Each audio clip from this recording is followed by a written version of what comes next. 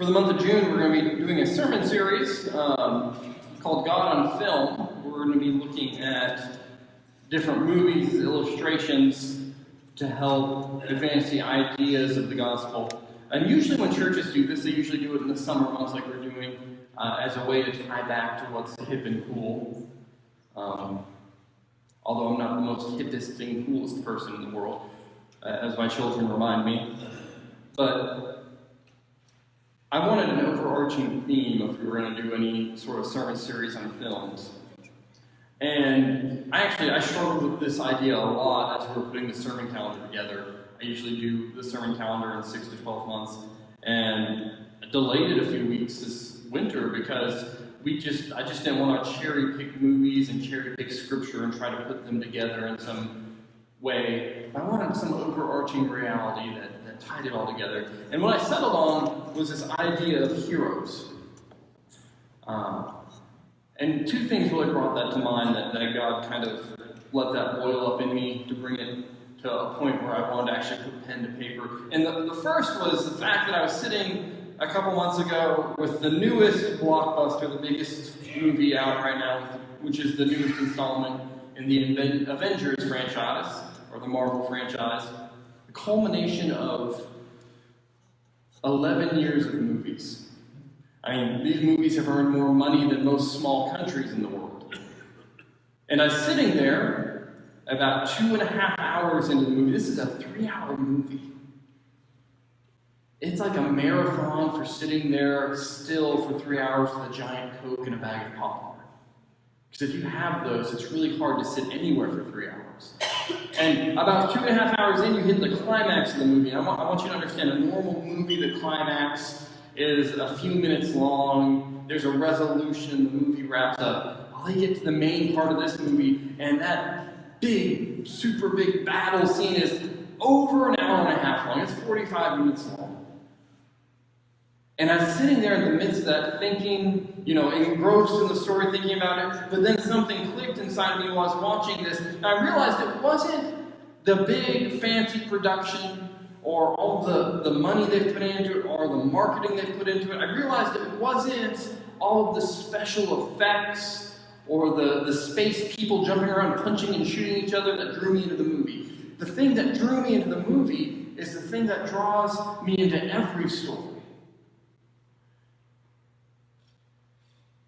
And it's the tale of the hero, the person, the protagonist, the main guy or gal, and how they're evolving and developing as a person. And harking back, I came back from the movie, I went to my old college bookshelf in my office, which is the dustiest part from undergrad there, and I pulled off a book, and it reminded me of a class I took my senior year in college. My senior year in college, I wanted that last semester to have an easy semester. I lacked one English course to get my minor in rhetoric, which is really just a minor in arguing. I was preparing myself for the day of Facebook media before there was a Facebook, didn't even know it. And as I was looking through the class selection, I was trying to find the easiest class for my senior English requirement. And I settled on a class that studied as a senior writing symposium on the topic of heroes in literature. And I picked it simply because I thought it'd be really easy, because we were going to watch some movies, we'd read some comic books, and we'd study some other ancient texts too, because the idea of heroes goes way back. But I thought it'd be simple, because I saw the easy parts of it. Didn't learn until after I signed up for the class that it was being taught by the dean of the English department, and it was going to be extremely hard and really, really writing intense, which I was a little sad about. My friends thought it was humorous. And I went in, I remember I went to the first day of that class, and I sat as far back as I could, and I put my laptop screen up, back when laptops were huge hunky things, and I tried to slink down below it to try to hide, thinking, if I'm that quiet guy behind my laptop in the back, she'll never ask me a question. Well, wouldn't you know, everyone comes in and there are only 5 other students in the class. There was literally nowhere to hide, nowhere to run. And I really thought my ship was sunk because this was going to be a hard class, but it ended up being one of my favorite in my undergraduate career. Because we took this idea of heroes and all of the literary study about it from the beginning of written record with Gilgamesh. If you're taking notes and want to know one of the first written instances of a hero in text, all the way through modern day, looking at comic book heroes. And I think the thing that draws us to these big blockbuster movies that Marvel does, these Avenger films, isn't the special effects, isn't the folks flying around with superpowers or shooting things or punching each other. The thing that draws us to them is we see the same idea being played out over and over again. There's some hero, some special person. They're important. They're different. They might have powers. They might be able to fly. They might be from outer space. But they're special. They're important. They're not just a normal person. They're special. And what draws us is we see this special person encounter some sort of challenge or obstacle that they have to overcome somehow. And guess what? When they're met with that challenge, they can't overcome it. They fail. And then through some sort of transformation, something clicks inside of them that they are then able to overcome what's happening. And then they go on to passionately serve whatever cause, whatever mission. They save the day, they save the universe, they save the planet, they save their relationship. And that's what attracts us, that story, that process over and over again. And the reason it attracts us is we see our own life in that unfolding. Now, we might not be some superhero, because if any of you are Batman, please let me know and I'll send you another giving card. We're not some superhero. We don't have powers. But we see ourselves every day go through the same process. We wake up, we have this life for good, better, for worse. And we meet challenges and obstacles. And we fail. And then in some way, some shape, some form, by God's grace, we're able to overcome those obstacles. And then we go to bed, and then we wake up, and we repeat the whole thing. This is what draws us to these movies. When we sit through a 3-hour movie and we see someone like Captain America getting beaten to a pulp, we see something of ourselves in that. When we go and we watch some movie, whether it is the newest summer blockbuster, whether it's some old school movie, or even some old westerns, we see a little bit of ourselves in that. That challenge, that struggle, that need to overcome something. We relate on a very human level to that. And that's one of the reasons that we relate so well to this text of Elijah. We think of Elijah as one of the great prophets of God. We lift him up as a prime example of someone faithful. But do you see what happens here to this special person as he goes through this hero's journey? He's just called down fire on a wet altar and put to death all of the prophets of Baal. In a sense, he's won a small battle. But then the queen gets word of it. And Jezebel's a little unhappy and threatens his life. And what does this great prophet, so faithful in grace and power of the Lord, do when confronted with the threats of the queen? He turns tail and he runs. Think about an old Clint Eastwood movie. Would Clint do that if the sheriff threatened him, said, "You come meet here at the square at noon, high noon, we're going to settle this"? Can you imagine him doing what Elijah did? Saying, "Okay, I'll do that," holstering his gun, jumping on his horse and riding the opposite direction. And Elijah was pretty committed to this whole fearful running thing. He took off at the first word that his life was threatened, and he ran for a whole day. And then when he was done running that first day, he told all of his servants and assistants, y'all rest here, because they're really after me. I'm going to keep running. And he continued to run until he found himself in the Damascus wilderness, resting under an old broom tree. And you can see a completely broken person. You know, life is really hard for Elijah. He just wants to die.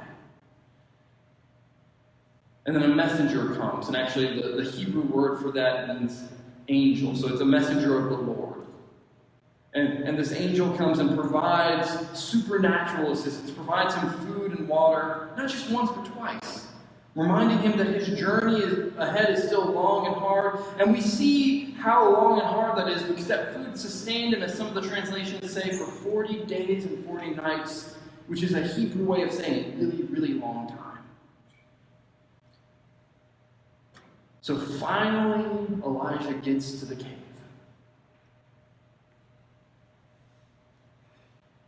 He has run away for a very long time. And he gets to the cave and he thinks he's safe. And this angel appears and asks him, "What are you doing here, Elijah?" And he says, "Oh, no, I'm running." And he gives all these excuses for why he is running. You know, they're mean to me, they scare me, they want to put me to death, they're unfaithful, they don't care about you.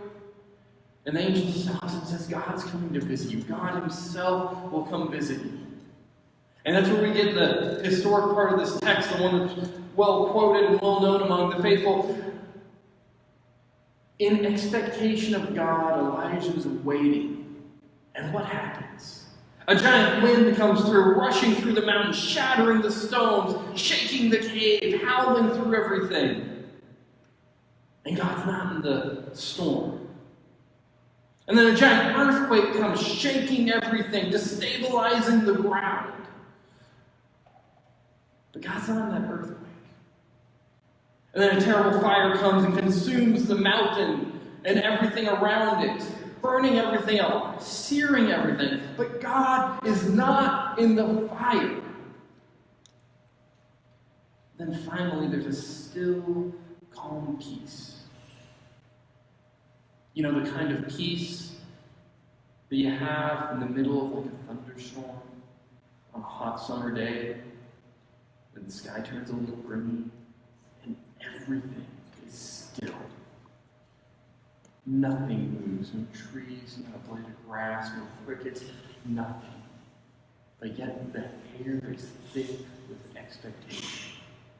And it's that kind of stillness. There's a stillness and a peace that is yet full, and it's out of that stillness and full peace that a voice softly speaks to Elijah and says, "Why are you here, Elijah? Why are you here?" And Elijah tries the same old shtick that he's been running on for a while now. Oh no, they don't care about you, they don't love you, they want to kill me, they don't care, Israel's bad, and God stops him.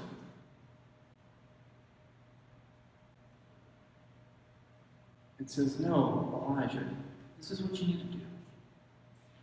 You need to go anoint this person the king of Syria. You need to go anoint this person the new king of Israel. And you need to anoint Elijah to succeed you as a prophet." And you notice in the text, instantly there's a transformation in Elijah. Something deep down has happened in his soul that helps him to overcome not an insignificant fear, but a very driving fear that has driven him for a very long time to flee Jezebel, to preserve his own life. And somehow, in some way, that has transformed and changed to the point he's able to overcome that fear. And turn around and go back to Damascus. Go back and confront Jezebel. Go back and face the fear that is in front of him. And what is it that happened? See, this is where we are so like Elijah, so like all the heroes we go and watch on the big screen in the summer, whether you're watching some comic book movie like The Avengers or some other movie, whether it's a TV show and it's the coolest new procedural police drama, or it's the newest series that you're binge watching on Netflix. Because I know none of you binge watch stuff on Netflix. Whatever it is, it's the same thing we see over and over that attracts us. It's the same thing we see with Elijah here. We see ourselves in those characters. We see ourselves in Elijah as he hides and cowers in a cave after running and running and running and running.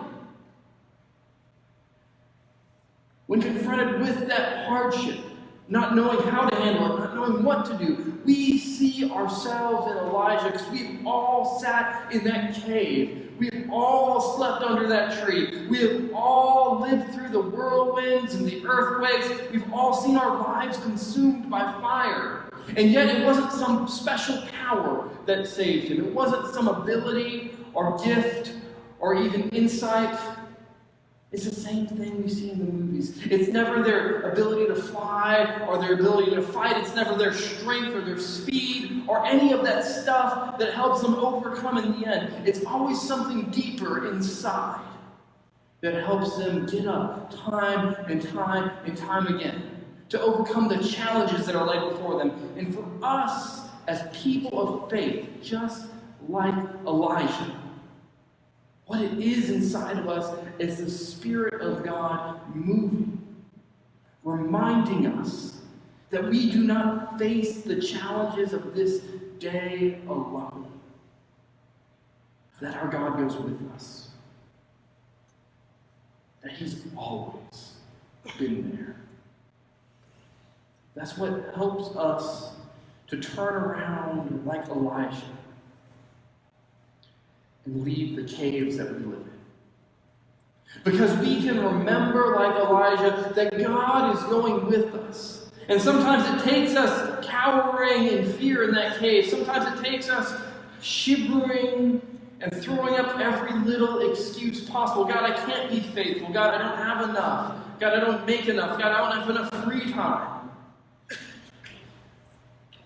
But in every one of those excuses, just like Elijah, God still comes to us. Not in the whirlwind and the earthquake, not in the great fire consuming our lives, but God still comes to us in the peace of our own hearts, whispering softly, quietly calling to us, why are you still here hiding? Still peacefully calling us forward. Just like Elijah. We have the choice to leave the cave and go out. So I encourage you to do that. Do exactly that. Whatever cave you might be dwelling in, whatever fear is perpetually driving you, whatever hardship you find in your way, I don't think any of it is the weight of having to save the universe. But whatever thing you do struggle with that puts you in that cave, listen for God's still small voice as it calls out to you. And continues to call out to you. Why are you here? As it calls out to you, go forward. For I am with you. Go this day, knowing God's with you. Whenever you go see that next big blockbuster and look at the heroes as they punch things and shoot things and dance around, go as you watch the next big series online and stream it, probably 5 extra episodes more than you should have done it. Go as you watch TV and you see yet another rerun of MASH or another rerun of NCIS or whatever it is you're watching. And realize as you see those heroes, you're seeing the same thing play out over and over again. God calling to you in that cave. When you see them, remember God's call to you. Why are you here? And then when you remember it, the depth of your own heart, walk out of that cave. Go and do this. In the name of God the Father, the Son, and the Holy Spirit. Amen.